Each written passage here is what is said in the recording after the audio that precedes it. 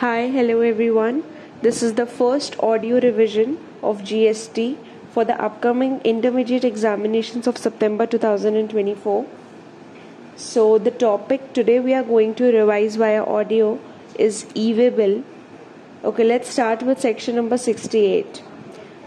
It talks about what is an e-way bill. E-way bill आपका एक electronic document होता है जो कि जनरेट किया जाता है ऑन द जीएसटी पोर्टल. ये ई-वे बिल एविडेंस देता है कि आपके गुड्स का मूवमेंट हुआ है. Let's talk about some of the advantages of e-way bill. The first advantage is faster movement of the goods. इससे आपके गुड्स फास्टर वे में मूव कर सकते हैं just because of the use of e-way bill. It improves the turnaround time of trucks and help the logistic industries by increasing the average distances traveled. ये आपके turnaround time of truck को improve करता है. पहले जो कि बहुत लंबे टाइम तक ट्रक्स को रोका जाता था, सारी चेकिंग की जाती थी, तो वो सारा टाइम अब इस ई-वे बिल की वजह से रिड्यूस हो जाएगा. Elimination of the state boundary check post. And that's all for the advantages of the e-way bill. अब बात करते हैं कि ई-वे बिल जनरेट होगा कब and what are the required conditions for generation of e-way bill.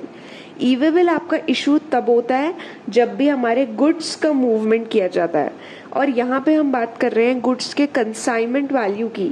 अगर goods की consignment value 50,000 से ज़्यादा है, सिर्फ उसी केस में आपका ई-वे बिल जनरेट किया जाएगा. यहाँ पे कंसाइनमेंट वैल्यू का मतलब क्या होता है?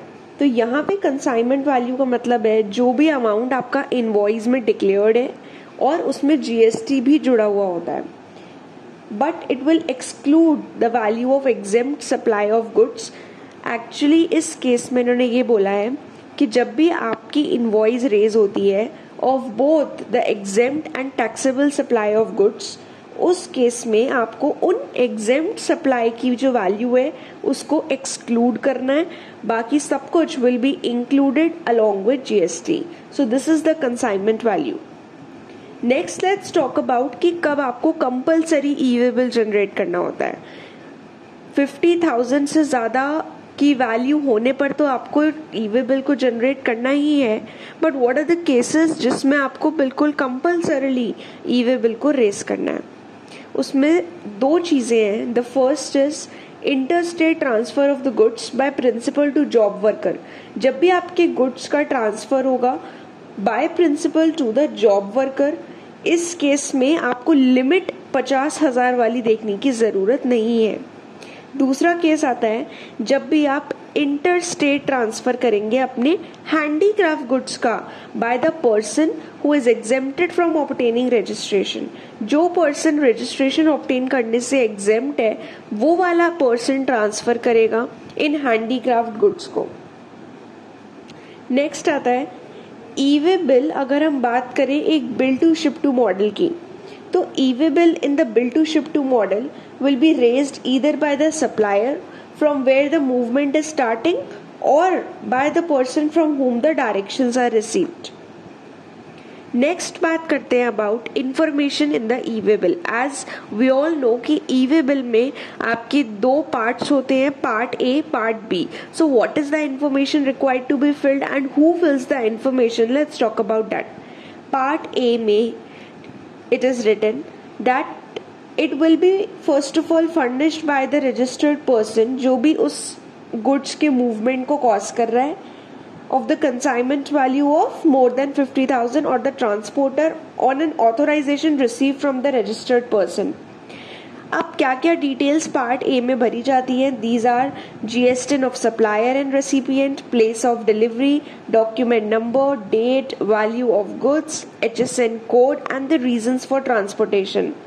ये सारी डिटेल्स मेनली सप्लायर ही भरता है. And let's talk about the part B of e-way bill. It is furnished by the person who is transporting the goods, that is transporter. इसमें क्या क्या डिटेल्स जाती है पार्ट बी में? It is transporter, document number, airway bill number, bill of leading number, vehicle number अगर आपका transport by road हो रहा है. एक बहुत ही इंपॉर्टेंट क्वेश्चन जो कि 2 या 4 मार्क्स में पूछा जा सकता है, that is when the details in part B is not required to be filed. जब भी आपका intra state movement of goods होता है विद इन 50 किलोमीटर्स, 50 किलोमीटर के अंदर अंदर ही अगर मूवमेंट हो रहा है, वो भी एक ही स्टेट में, बट कहाँ से कहाँ तक, दिस इज वेरी इंपॉर्टेंट। तो ये है from the place of the business of consignor to the place of the business of transporter, या फिर from the place of the business of transporter finally to the place of the business of consignee. तो अगर ये दो तरीके के transportation किए जा रहे हैं एक ही स्टेट में 50 किलोमीटर के अंतर्गत, तो उस केस में आपको पार्ट बी की डिटेल्स भरने की जरूरत नहीं है।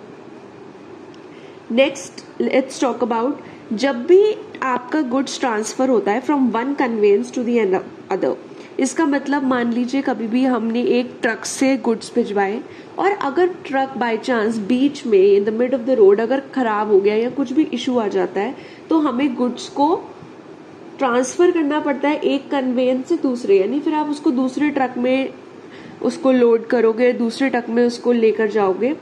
तो जो हम ये ट्रांसफर कर रहे हैं दूसरे ट्रक में, तो क्या उस केस में आपकी ई वे बिल के पार्ट बी या पार्ट ए में कुछ फर्क आएगा? The answer is yes.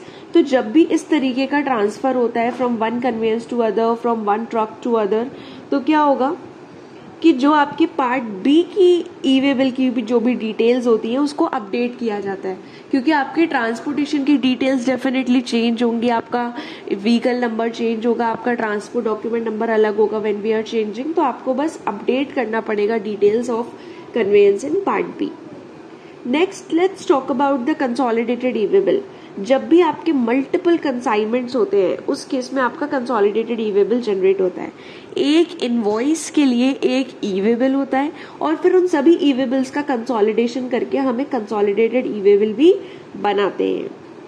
Next हम बात करते हैं about cancellation of the e way bill, where an e way bill has been generated.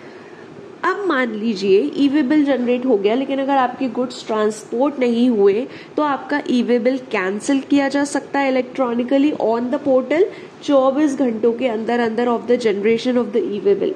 However E way bill आपका कैंसिल नहीं होगा सिर्फ एक सिचुएशन में, अगर it is already verified in the transit, यानी कि रास्ते में अगर आपके उन गुड्स को जो है वेरीफाई किया जा चुका है तो फिर आपका ई वे बिल कैंसिल नहीं होगा। एल्स वाइज मान लीजिए कुछ भी आपको उसमें करेक्शन करना है, कुछ भी अपडेट करना है, तो आपको क्या करना पड़ेगा? अगर आप ई वे बिल एक्चुअली में कैंसिल ही करना चाहते हैं तो आपको विद इन 24 आवर्स उसको कैंसिल कर लेना है। नेक्स्ट आता है validity of e way bill.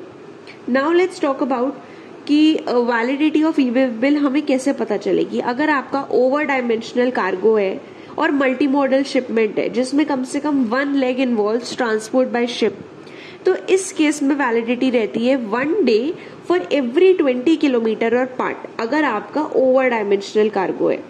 यही अगर आपका other than over dimensional cargo है देन आपका ई वे बिल वैलिड रहता है for 1 day for every 200 kilometre और part. Next let's talk about extension of the validity. अगर मान लीजिए आपके गुड्स ट्रांसपोर्ट नहीं हो पाए with in the validity period, तो जो ट्रांसपोर्टर है वो क्या कर सकता है? वो आपके ई वे बिल को एक्सटेंड कर सकता है। ट्रांसपोर्टर में extend the e way bill before 8 hours and after 8 hours of the expiry of the validity.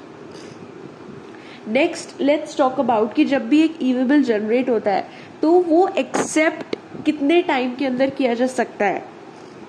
तो it can be accepted earlier of 72 hours of the details being made available on the common portal, या फिर the time of delivery of goods. इन दोनों में से जो भी पहले होगा उस टाइम पे जो है आपका ई वे बिल एक्सेप्ट किया जा सकता है।